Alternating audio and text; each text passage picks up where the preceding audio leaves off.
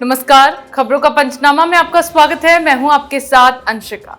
हम लेकर आए हैं देश दुनिया की 5 बड़ी खबरें, जिनके विश्लेषण के लिए मेरे साथ स्टूडियो में मौजूद हैं कैपिटल टीवी के editor in chief doctor Manish Kumar. Doctor साहब, बहुत बहुत स्वागत है। धन्यवाद। सबसे पहले नजर डालते हैं हेडलाइंस। पीएम मोदी ने मन की बात कार्यक्रम में किया चंद्रयान 3 मिशन का जिक्र। मिशन चंद्रयान को बताया नए भारत की स्पिरिट का प्रतीक। मिशन में शामिल महिलाओं के योगदान की जमकर तारीफ। मुंबई में इंडिया की तीसरी बैठक से पहले कांग्रेस का नया दांव। सीएम अशोक गहलोत के दावे से गठबंधन में खलबली। राहुल गांधी को बताया पीएम पद का उम्मीदवार। आम आदमी पार्टी ने बढ़ाई नीतीश तेजस्वी की टेंशन। बिहार में विधानसभा चुनाव लड़ने का किया ऐलान। जेडीयू आरजेडी के नेताओं ने याद दिलाए इंडिया के सिद्धांत। बंगाल में पाकिस्तानी जासूस की गिरफ्तारी पर गरमाई सियासत। बीजेपी का ममता सरकार पर बड़ा आरोप। कहा जासूसों का पालन पोषण करती है बंगाल सरकार। चंद्रयान 3 ने खोला साउथ पोल का राज। पहली बार मापा चंद्र की सतह का तापमान। इसरो ने साझा की जानकारी।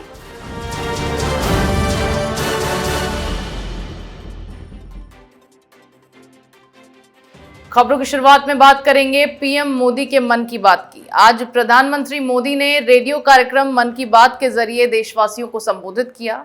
27 अगस्त को कार्यक्रम के 104 एपिसोड पूरे हो गए। इस दौरान प्रधानमंत्री मोदी ने चंद्रयान 3 की सफलता का जिक्र करते हुए मिशन चंद्रयान को नए भारत की स्पिरिट का प्रतीक बताया और इस मिशन में महिलाओं के योगदान की जमकर तारीफ की।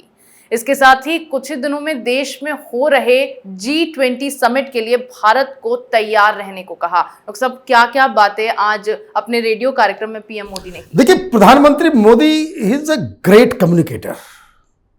आज जिस तरीके से चंद्रयान को लेकर के उन्होंने बातचीत की, बिल्कुल बात साफ है कि सरकार के प्रोत्साहन की वजह से, और इस बात को इसरो के साइंटिस्ट लगातार इसको मान भी रहे हैं कि प्रधानमंत्री मोदी रॉक सॉलिड सपोर्ट उनको देते रहे, जिस वजह से ये सक्सेसफुल हुआ।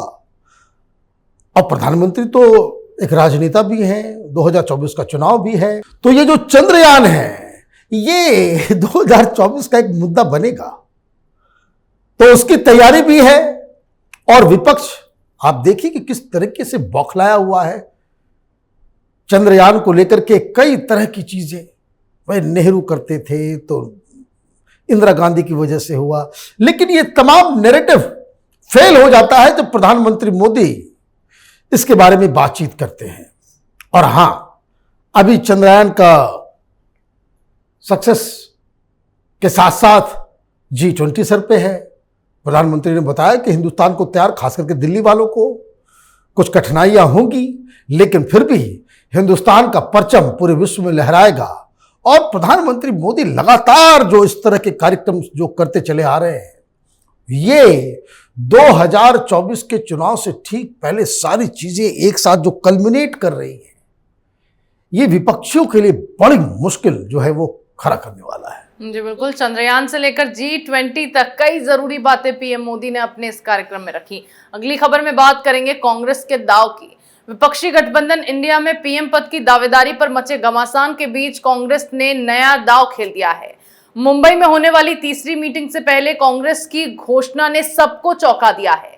राजस्थान के मुख्यमंत्री अशोक गहलोत ने राहुल गांधी को कांग्रेस की ओर से पीएम फेस घोषित करते हुए दावा किया है कि यह फैसला विपक्षी गठबंधन में शामिल सभी दलों के साथ विचार विमर्श के बाद लिया गया, जिससे गठबंधन इंडिया में हलचल तेज हो गई है। डॉक्टर साहब, यहाँ नीतीश कुमार, ममता बनर्जी, केजरीवाल तैयारी कर रहे थे, कांग्रेस ने तो सारा प्लान खराब कर दिया। देखिए, बहुत सारे लोग आएंगे, अभी पोस्टर्स निकल के ममता बनर्जी के, सोशल मीडिया पे कैंपेन चल रहा है। प्रधानमंत्री ममता, केजरीवाल ने भी लॉन्च कर दिया। अब कांग्रेस पार्टी पीछे क्यों रहती? तो कैपिटल टीवी में हम लोग तो पहले से भी कहते चले आ रहे हैं कि एक अनार और 100 बीमार। मुंबई मीटिंग से पहले 3-4 घटनाएं हुई हैं। एक तो शरद पवार, दूसरा ममता बनर्जी का डिक्लेरेशन, तीसरा केजरीवाल का डिक्लेरेशन, और गहलोत साहब ने राहुल गांधी को आगे ला करके ये बता दिया कि कांग्रेस पार्टी को लोग ब्लैकमेल ना करें, कांग्रेस पार्टी ब्लैकमेल नहीं होने वाली है और 2024 में राहुल गांधी को आगे रख के ही कांग्रेस पार्टी कोई भी रणनीति बनाएगी, अन्यथा वो इसकी पार्ट नहीं बनेगी। अब देखिए ये बवाल किस तरीके से मुंबई मीटिंग से पहले शुरू हुआ है, तो मुंबई मीटिंग में क्या होगा, वहां बैठ के क्या रणनीति मिलती है, ये बीजेपी वालों के साथ साथ देश की जनता की भी नजर बनी हुई है। जी बिल्कुल। वहीं एक तरफ कांग्रेस ने इंडिया में शामिल दलों के होश फाख्ता किए, तो अब बिहार में अरविंद केजरीवाल ने नीतीश तेजस्वी को बड़ा झटका दे दिया है। आम आदमी पार्टी ने बिहार में चुनाव लड़ने का ऐलान कर दिया है। आम आदमी पार्टी के राष्ट्रीय संगठन महामंत्री संदीप पाठक ने बिहार के पार्टी कार्यकर्ताओं के साथ एक अहम बैठक की। इस दौरान संदीप पाठक ने बैठक में बिहार में पार्टी के संगठन के विस्तार को लेकर चर्चा की।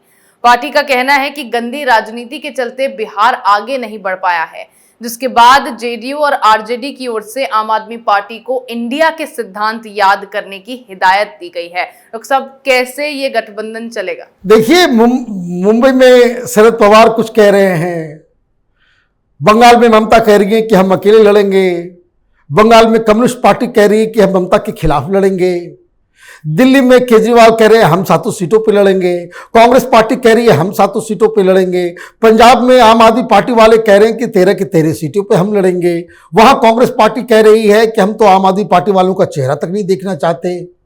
और अब एक नया शगुफा, अब आम आदमी पार्टी ने कहा कि बिहार में भी लड़ेंगे, बिहार में भी लड़ेंगे, ये छत्तीसगढ़ में भी लड़ेंगे, मध्य प्रदेश में भी लड़ेंगे। तो भाई सब आपस में ही लड़ोगे तो ये INDIA गठबंधन बना क्यों रहे हो, मुंबई जा क्यों रहे हो? आप ये भी कह रहे हो कि बड़ी भ्रष्ट सरकार चल रही है कांग्रेस पार्टी की छत्तीसगढ़ के अंदर, आप ये भी कह रहे हो कि गंदी गंदी पार्टियां बिहार के अंदर, बिहार का बेड़ा गर्क करके रखा हुआ है। तो भाई किसको गालियां आप दे रहे हो?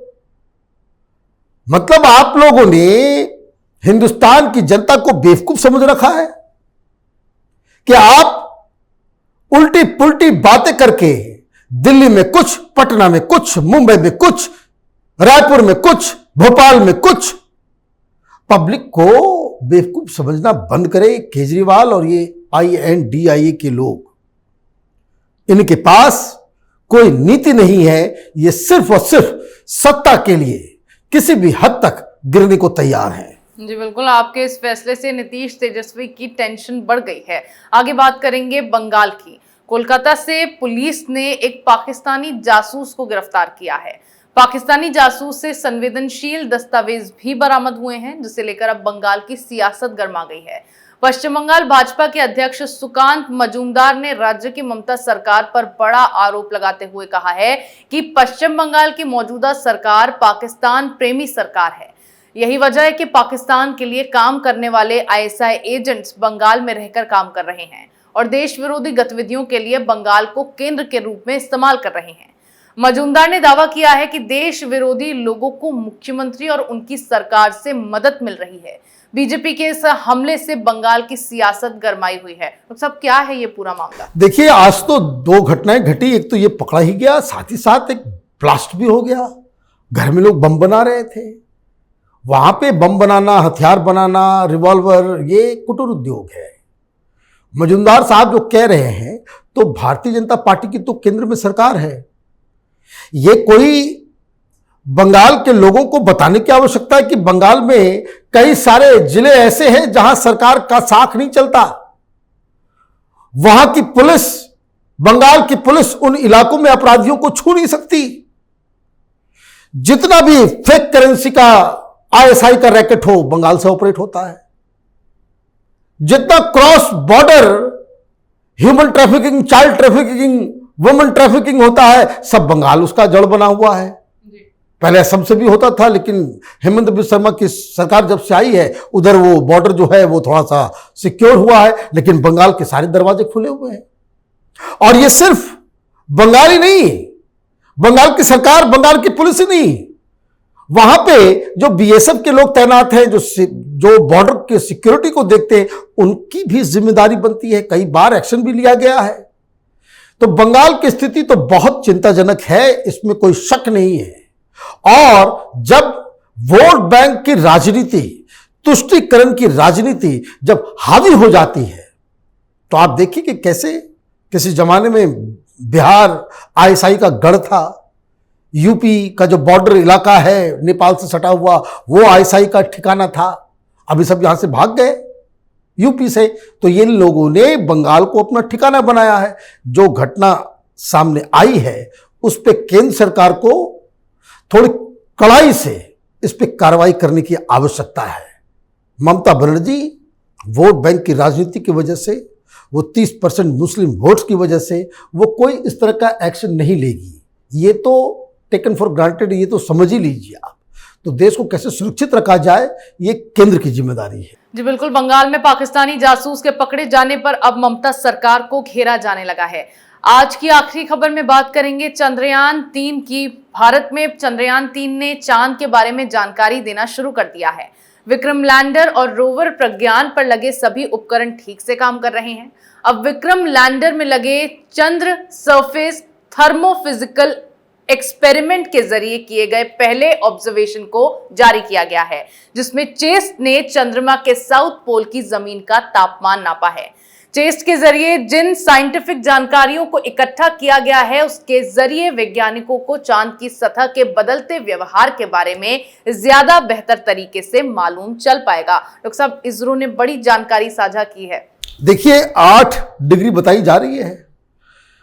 पूरी दुनिया, सिर्फ हिंदुस्तान नहीं, पूरी दुनिया में इसकी चर्चा हो रही है। और जो रिजल्ट्स वहां से आ रहे हैं दुनिया भर के साइंटिस्ट लोगों के साथ शेयर किया जाएगा। तमाम स्पेस एजेंसियां, चाहे वो रूस की हो चाहे वो अमेरिका की हो, उनको ये डाटा दिया जाएगा, शेयर किया जाएगा, पब्लिक किया जाएगा। ये ह्यूमैनिटी की सेवा कर रहा है चंद्रयान 3। और ये खबर आती है जिसका एक राजनीतिक पहलू भी है। जितनी अच्छी खबर चंद्रयान 3 से आएगी, वहां के एक्सपेरिमेंट से आएगी। अभी तो तस्वीरें भी बहुत सारी आनी बाकी है, कुछ रिलीज किया गया है, बहुत सारे अभी रिलीज करना बाकी है। वो हिंदुस्तान के राजनीतिक दलों की धड़कन बढ़ा रहा होगा कि सक्सेसफुल चंद्रयान 3 ये प्रधानमंत्री मोदी की साख को न सिर्फ हिंदुस्तान में बल्कि पूरी दुनिया में और भी मजबूती देगा। और सबसे बड़ी चीज कि जिस हिसाब से चंद्रयान को लेकर के एक तस्वीर आती है, किस तरह से सोशल मीडिया पे वायरल होता है, किस तरह से परिवार के लोग भी उस वीडियोस को, उसकी तस्वीरों को आपस में शेयर कर रहे हैं, एक उत्सव का माहौल जो बना है, इससे ही विपक्षियों को बहुत डर लग रहा है। जी बिल्कुल, चंद्रयान 3 मिशन के जरिए चांद पर भेजे गए विक्रम लैंडर ने चंद्रमा की सतह को लेकर जानकारियां साझा करनी शुरू कर दी है। देश दुनिया की तमाम बड़ी खबरों पर हमारे साथ आपके विश्लेषण के लिए बहुत बहुत धन्यवाद। धन्यवाद। खबरों का पंचनामा में मेरे साथ आज इतना ही। अगर आपको हमारे वीडियो पसंद आया हो तो इसे लाइक करें, शेयर करें, कमेंट करें, साथ ही हमारे चैनल को सब्सक्राइब करना ना भूलें।